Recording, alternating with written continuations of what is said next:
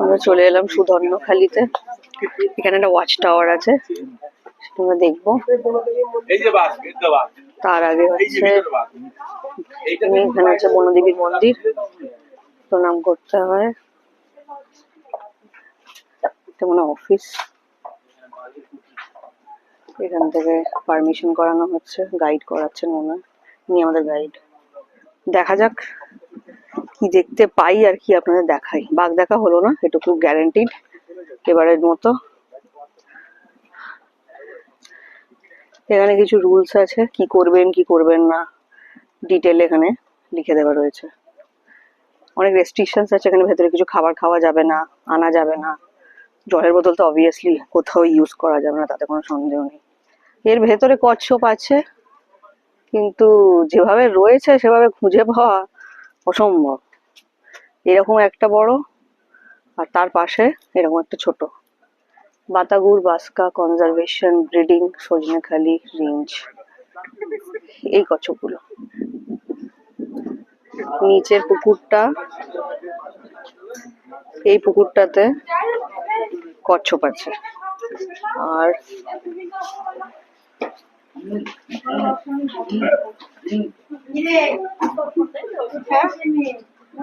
এইটাতে কুমির আছে কিন্তু দেখা যাচ্ছে না। কচ্ছপ দেখেছি ছোট ছোট দুটো, হালকা করে মুখ তুলেছিল, ব্যাস, এর বাইরে আর কিছুই নেই। সজনেখালি ওয়াচ টাওয়ার দর্শন কমপ্লিট। দুটো ভাসমান কচ্ছপ আর কুমির দেখতে পাইনি। এরা কিছুটা উঠেছিল, সেটা কুমির বা সেটা গোসাবো হতে পারে, বোঝা যাচ্ছে না, এই জাতীয় কিছু একটা ছিল, ব্যাস। এখানে লাঞ্চ করতে করতে ব্লগ করা একটু টাফ। আমি তো ফুড ব্লগার নই, প্লাস ওই অত অ্যারেঞ্জমেন্টসও থাকে না যে লাঞ্চ করতে করতে ব্লগ বানাবো, তো সেটা পুরোপুরি করতে পারিনি, জায়গাও খুব শর্টেজ। তো ভাত ডাল আলু ভাজা, ঝুড়ো আলু ভাজা তো ছিলই, তারপরে ছিল হচ্ছে পুঁই শাক দিয়ে চিংড়ি মাছ, না ইলিশ মাছের মাথা দিয়ে পুঁই শাক করার কথা ছিল, বাট সেটা আজকে হয়নি। তার জায়গায় আজকে হয়েছে আলু পটল চিংড়ি, তার সাথে হচ্ছে ভেটকি মাছের ঝাল, প্লাস আবার সর্ষে ইলিশ, আর চাটনি পাঁপড় কালকের মতো যেরকম ছিল সেরকম। খাওয়া দাওয়া ভালো। আচ্ছা, আজকের চাটনিটা কিন্তু আমের চাটনি এবং ব্যাপক খেতে ছিল। কালকেরটা টমেটো চাটনি ছিল, মানে মিক্স ফ্রুট যাকে বলে। আজকেরটার আমের সাথে কাজু দেওয়া ছিল, অসাধারণ খেতে। আমার তো ভালো লেগেছে, আমার আমের চাটনি বরাবরই ভালো লাগে, ভালো লেগেছে। আজকে হচ্ছে রাখি পূর্ণিমা। এবার পূর্ণিমা মানে হচ্ছে পূর্ণিমার সাথে চাঁদের একটা সম্পর্ক আছে।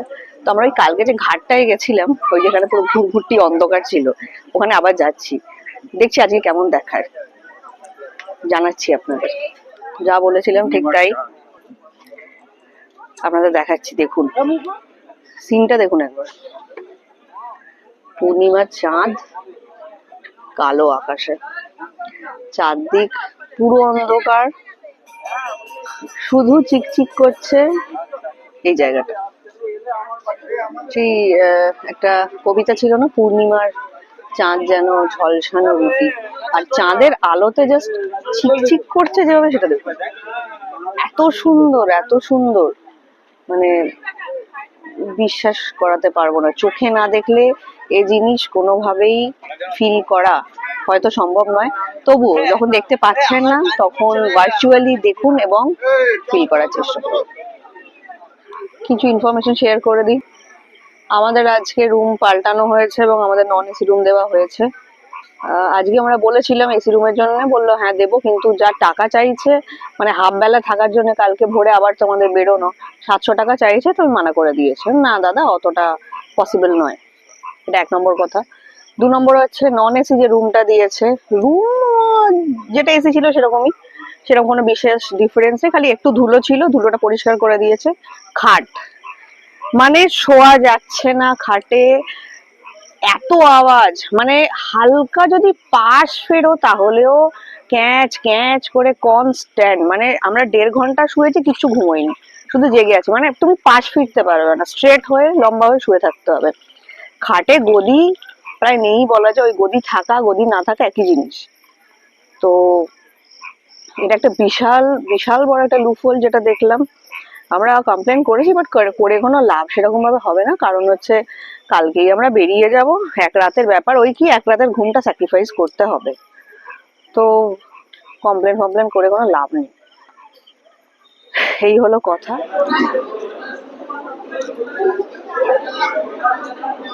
খেতে ভালো, তোমার কেমন লাগছে?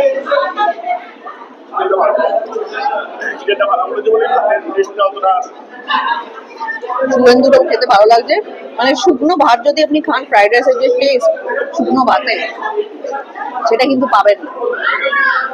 এইমাত্র আমাদের অ্যানাউন্স করে গেল কালকে সকালবেলা 7:30 রেডি হয়ে যেতে হবে এবং 8টায় লঞ্চ ছাড়া হবে, তো কালকে একটু বেশিক্ষণ ঘুমোতে পারবো। Good morning. কি হলো কি, এটা জিমের ভিডিও না, তুমি এসব করো না। গুড মর্নিং সবাইকে। আজকে সানডে 10th অগস্ট, এখন বাজে সকাল প্রায় 8টা বাজে। আমরা একদম রেডি, পুরো ফিট অ্যান্ড ফাইন। রাত্রিরে ঘুম ওই মানে আজকের দিনটা কাটাবার মতো ঘুম হয়েছে আমাদের, ওই সেই খাটের ক্যাচক্যাচানি প্যাচপ্যাচানি কিছুই ঠিক করা হয়নি। আমরা বলেছিলাম এখানকার হোটেলের ম্যানেজমেন্টকে, বাট ওনারা এমন ভাবে তাকিয়েছিলেন যেন আমি একটা ভয়ঙ্কর বাজে কিছু বলেছি, মানে ওরা বুঝতেই পারছেন না কি ব্যাপারটা। তো আমিও বুঝলাম যে আমাদেরও বুঝে কাজ নেই, তো আমি স্রেফ ইগনোর মেরে দিয়েছি, ঘুমিয়ে পড়েছিলাম। এখন বেরিয়েছি হালকা করে চা খেতে, একটু চা না খেলে হচ্ছে না। ওরা একবার করে চা দিয়েছে, বেডটি দিয়ে গেছে ওরা, কিন্তু তাতে আমার খুব একটা লাভ হয়নি। আমাদের নতুন বন্ধু, যে কোনো জায়গায় আমরা এরকম ধরনের এক বন্ধুর সাথে আলাপ করেই ফেলি, এটা মানে কোইন্সিডেন্স। খিদে পেয়েছিল, আপাতত বিস্কুট খাচ্ছে মনের আনন্দে। এই জায়গাটা প্রতিবারে যখন আমরা লঞ্চে উঠি বা লঞ্চ থেকে নামি, এই ভদ্রলোক এই জায়গাটাকে পরিষ্কার করে জল দিয়ে দিয়ে। আর এই জলগুলো ভেতরে চলে যাচ্ছে না, সাইডে সাইডে ফুটো আছে লঞ্চের, সেখান থেকে জলগুলো পাস করে আবার নদীতেই চলে যাচ্ছে। আর আপনারা সবাই তো জানেন যে লঞ্চের যে মুখটা, ওই যে ওই দিকেরটা, ওটাকে তো পুজো করা হয়, ওখানে পা দেওয়া যায় না, একদম কোণ যেটা ত্রিভুজের মতো কোণটা, ওটায় পা দেওয়া যায় না। এখন সব পরিষ্কার হচ্ছে, উনি করছেন। ওয়েদার আজকে গরম প্রচন্ড, কালকের যে ওয়েদার ছিল বা পরশুর যে ওয়েদার ছিল তার কিছুই নেই, তবে হাওয়া চালাচ্ছে, এটা একটা শান্তি। সে আছে আমাদের ব্রেকফাস্ট। আজকে ব্রেকফাস্টে আছে কি, ওটা কচুরি না লুচি, লুচি আর ছোলার ডাল, লুচি আর ছোলার ডাল আজকে আমাদের ব্রেকফাস্ট। কেমন খেতে গো, খেয়ে বল।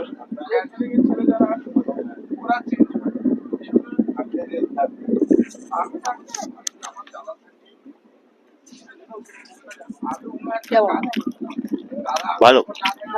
এটা হচ্ছে আমাদের লঞ্চ এমবি সম্রাট, আর এটা হচ্ছে আমাদের চালকের সিট, যেটা আমি কালকে চালাচ্ছিলাম হুইলটা। এইখানে প্যাসেজ আছে, এইভাবে পুরো চেয়ার পাতা আছে একদম সাইডে সাইডে লঞ্চের, সুন্দরভাবে আপনি বসতে পারবেন, দাঁড়াতে পারবেন, সব রকমের এখানে ব্যবস্থা রয়েছে। আচ্ছা, এখানে হচ্ছে জল আছে, এখানে কিন্তু বিসলারি জল নয়, এই জল ওনারা দিচ্ছেন, আশা করা যায় ভালো, কারণ সবাই এই জলই খাচ্ছে। এখানে চেয়ার, আচ্ছা, যে কোনো নোংরা ফেলতে হবে এই ডাস্টবিন রয়েছে, এগুলো সব জল ধরে রাখার সব ক্যান। এখানে বেসিন পাবেন, আয়না রয়েছে, হাত ধোয়ার। আচ্ছা, এই যে ট্যাঙ্কটা, এটাতে জল স্টোর করা আছে, মুখ ধোয়ার জল, এই বালতিতে ওনারা দিচ্ছেন, তার থেকে আমরা হাত পা মুখ ধুচ্ছি। আচ্ছা, হয়ে গেল। পেছনে একটা টয়লেট আছে, ওটা আমাদের ইউজের নয়, আমরা নিচে টয়লেট ইউজ করব। নিচে রান্না হচ্ছে। এবার এই রাস্তা দিয়ে, মানে এদিক দিয়ে দুদিক দিয়ে আপনি হেঁটে যেতে পারবেন। এই যে বললাম জল স্টোর করে রাখা আছে, এই সমস্ত জল এখানে স্টোর করা। চলে এলাম আমরা ফ্রন্টে, যেখানে আমি বসেছিলাম। এখানে তিন দিকে সোফা আছে, এদিকে একটা, এদিকে একটা, আর এদিকে একটা, মাঝখানে একটা সেন্টার টেবিল কিছু রাখার জন্য। বিরিয়ানি জল গরম হচ্ছে এখানে, গরম মশলা দিয়ে তো এগুলো, বুঝতেই পেরেছি। এটা কি দুধ দেয়া হবে? ও আচ্ছা, কফির জন্য। এখানে বেরেস্তা, আলু, সবকিছু রেডি। ইলিশ বিরিয়ানি তো? ইলিশ কই? ও এই যে, আচ্ছা এই হলো ইলিশ। এর কি হলুদ ফুলুদ দিয়ে মাখা রয়েছে? আচ্ছা, এখানে চাল ভেজানো রয়েছে, এখানে স্যালাডের মনে হয় পেঁয়াজ শসা, সব মিলে এলাই ব্যাপার।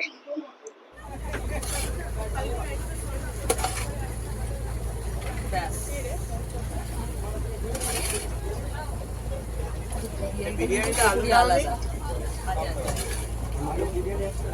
বিরিয়ানিটা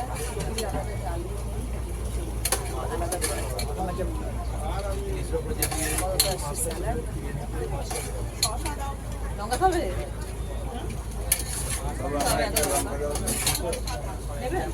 আমি তো খাইনি।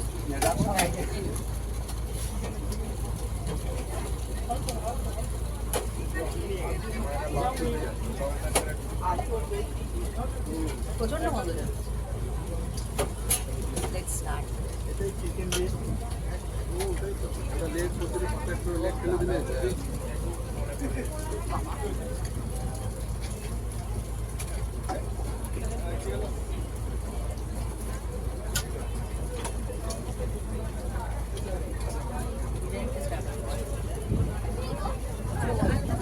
ইলিশ এসে গেছে, শক্ত না?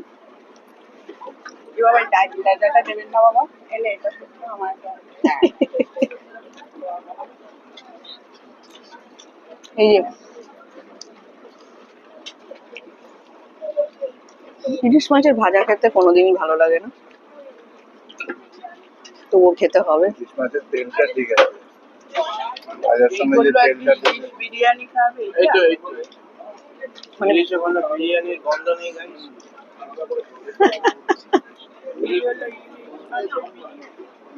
ভালো লাগছে আপনাদের? বিরিয়ানি খেতে ভালো লাগছে?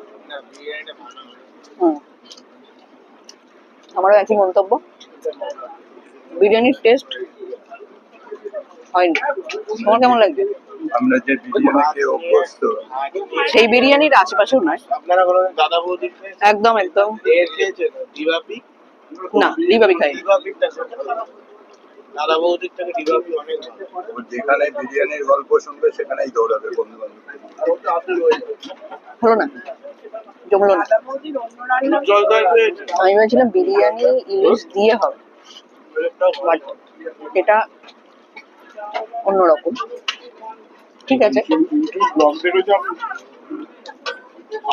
ব্যাস ব্যাস, আর না না না লাগবে না, আর লাগবে না, যথেষ্ট যথেষ্ট।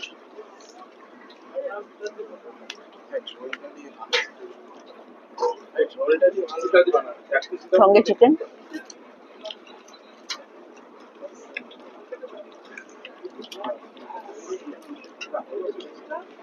এবার খেতে একটু বেটার লাগবে, তাই না?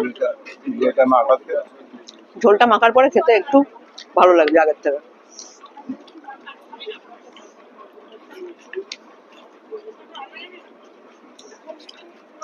চলবে।